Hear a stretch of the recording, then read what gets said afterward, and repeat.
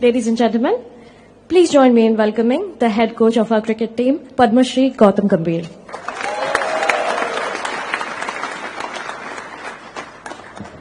Good evening, everyone. Firstly, I want to thank the High Commissioner for having us over. Touring this part of the world has always been exciting and challenging because of the history between the two countries, which can never be forgotten. I think whenever we've toured UK, I think the kind of support we've got, we cherish every bit of it. We never take anything for granted. Last 5 weeks have been really exciting for both the countries, the kind of cricket that has been on display, and I'm sure has made every cricket lover proud. Both the teams have thrown a lot of punches and have fought for every inch. We've got one more week to go, one final push to make, and one more opportunity to make our country and people out here proud. Jai Hind. I know I'm the filler item. Everybody is here to see the team, so I promise you I won't be long.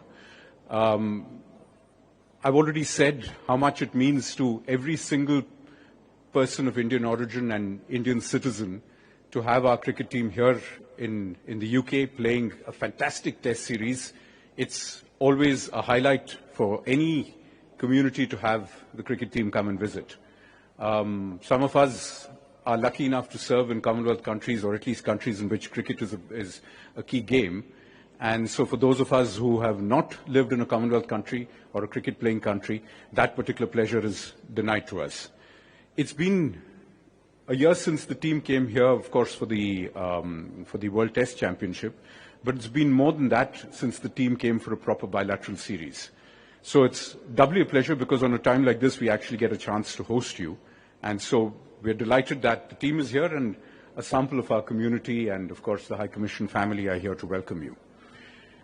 Ladies and gentlemen, it's also a pleasure to welcome our hosts, the ECB. Richard is here from the ECB, so thank you, Richard, for being here. Thank you also to all our friends in the UK for arranging the weather. It's nice for a change not to have rain. And frankly, the weather's really held up. I mean, I heard some of our senior cricketers mention at some point of time that the Manchester Test it's a tradition that it always gets rained out. So the only thing that didn't get rained out actually was the Manchester Test, which is nice, particularly because I think from our perspective, it was a pretty remarkable fight back by Team India, and we really enjoyed that. Special props, of course, not just for the always redoubtable, always reliable Ravindra Jadeja, but also for Washington Sundar for getting his debut round.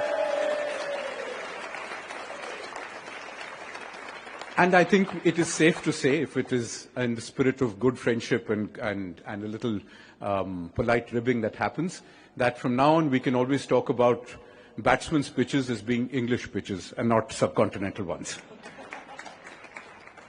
So this has been a great series. It's been played in the best of spirit. But the best bit of it all is the fact that we have a chance to see Test cricket played the way it is intended to be. Contests for full 5 days. Contests that have gone to the wire, contests in which the great sense of cricket as a game that is played with intensity for 5 days, which people from America will never understand. How do you play a game for 5 days and think a draw is a great outcome? That is because you don't play cricket. That's why you don't know.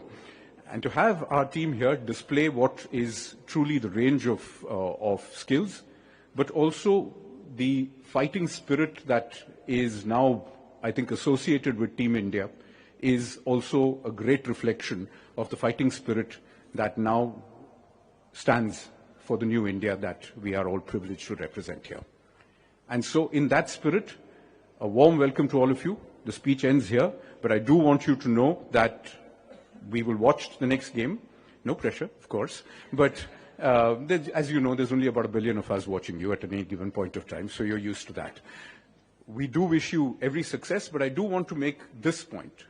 No matter what happens, we couldn't be more proud of who you are, what you represent, where you came from, and what you mean to all of us. Thank you. Thank you, everyone. It is now my pleasure to invite someone who knows the game and the impact it has inside out. Richard Gill became the Chief Executive Officer of the England and Wales Cricket Board in early 2023. From his time as CEO at Somerset and Surrey County Cricket Clubs to most recently leading Bristol City Football Club, Richard has been at the heart of the sport for over a decade. Please join me in welcoming to the stage Mr. Richard Gill.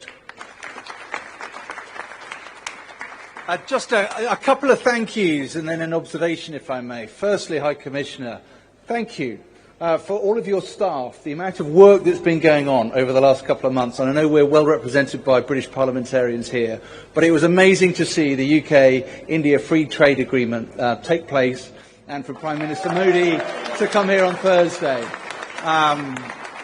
Just amazing to see that level of collaboration. I think the only people that may have been working slightly harder than you and your teams is the India team in front of us, and indeed the England team. I mean, 4 test matches so far. Every one of them has gone deep into the 5th day. You must be exhausted. You've done amazingly well just to get here this evening, having only just got down from Manchester this afternoon. I think it's difficult to remember a test series that has really resounded as deeply as this one has, both in England and back in India. And we're all really looking forward to seeing the game and battle recommence at the Oval on Thursday. And Mornay said he's going to sort the pitch out for you by having a chat with the groundsman, so he'll be there.